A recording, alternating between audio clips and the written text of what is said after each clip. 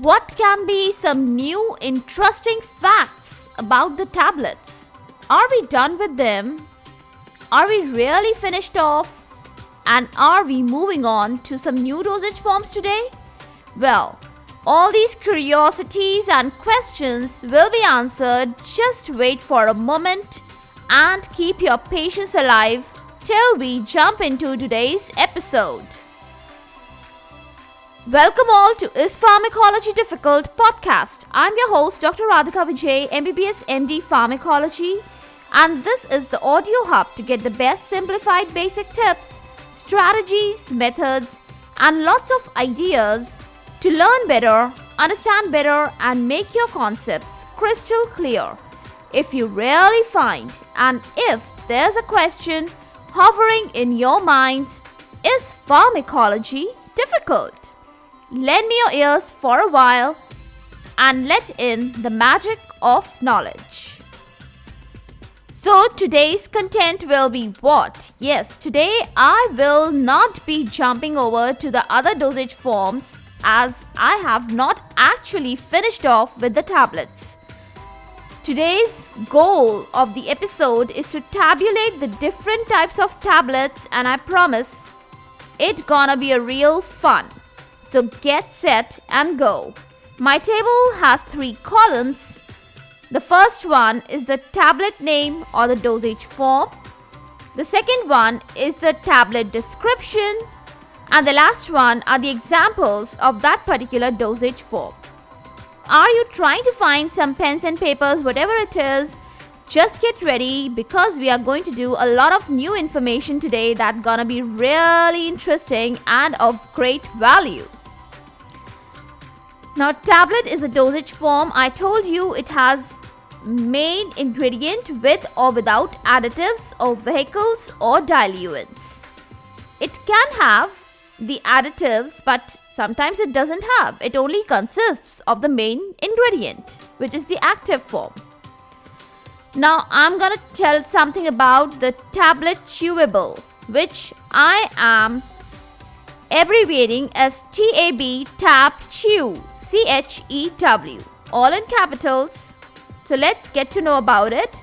The chewable tablets, they contain the main active ingredient, but no additives, no vehicles, and they should really taste good, and they should be able to be chewed well, and there should be no aftertaste, neither sour nor bitter taste. And some good mentions in this particular regard, they are the Digene. You remember? It's a very old classical example. It's an antacid tablet. Okay, next set of discussions consist of the tablets for dispersion. And nowadays, these tablets for dispersion, they are famously known as the tablets for suspension. Some good examples are amoxicillin, clonazepam, lamotrigine dispersible tablets. And to abbreviate, I have a very good abbreviation in capitals, TAB, DISP, DISP. Or you can simply call them TAB suspension. Well, next set of informations I want to tell you today about is the oral disintegrating tabs or tablets. Now, please don't confuse them with the sublingual tabs. No, they are not. They are placed on the tongue and not under the tongue. Okay? So they are placed on the tongue and they are quickly disintegrating on the tongue. And they are very good examples. They are clonazepam and olanzapine tablets or simply tabs. Okay? Now, another new thing is a multi-layered tablet. Wow, what's so different about it? In this particular tablet form, the drug ingredients, they are compressed in multiple layer of tablets, or it may be within the tablet also. Now, okay, just close your eyes. Imagine an inner tablet core and outer shells of layers. Are you getting the picture? Yes, I know you got the picture. Now, very good examples here to quote is the admixture of phenylephrine hydrochloride and ascorbic acid in the paracetamol tablet. Okay? Now finally, I want to tell you about the very small, minute differences in the three types of tablets. What are these? You have heard about tablet delayed release, which I am abbreviating as capital TAB, TAB, capital DR. So it is TAB DR, delayed release. Okay? Then second, I want to talk about here is the tablet extended release, that is abbreviated as TAB, capital ER.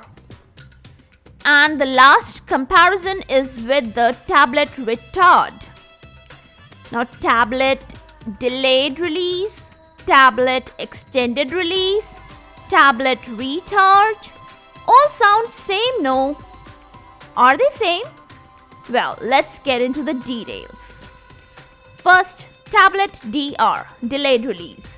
As the name is suggesting, it delays the release of the drug to some time later or a time different than the time promptly of the administration. See, I've given you the drug at say 2 p.m. in the afternoon and it will not act at 2 p.m. No, it will not, because it's a delayed release. So it will act at 3 p.m. or 2:30, not before that. Okay? So some great mentions for this particular type of tablet, they are enteric coated tablets, and to be very specific, it is lansoprazole delayed release tablets. Okay? Let's move over to tab ER, tablet extended release. In these, the drug is contained in the tablet. Okay? Its purpose is to lessen the dosage frequency. And how does it do it? Simply by prolonging the drug action. Now, it should be administered less number of times as compared to any normal conventional tablet. And some good mentions for this particular type, they are glucophage extended release, which is also written as glucophage, capital XR. Then we have metformin extended release tabs, and then we have nifedipine extended release tabs. Okay, moving on further, the final word is about the tab retard. In this, there are coatings of different types of inert resins over the compactly arranged drug particles. And what is the purpose of this whole hard work? This makes separate and different time interval for each type of resin coating. Okay, what is the end response, or what is the end result of this hard work? What do we get? We achieve a uniform, sustained amount of drug release over a period of time, even 10 to 12 hours, and so the benefit or the advantage is the decreased adverse effects. So overall, it's an effective preparation to opt for, isn't it? Okay, so today's episode, the whole day was dedicated to the tablet chit chat, and it's done finally. Yes, next we will be continuing with not more of tablets, but more of solid dosage forms. For all the updates and latest episodes of my podcast, please visit www.ispharmacologydifficult.com, where you can also sign up for a monthly e-newsletter of mine.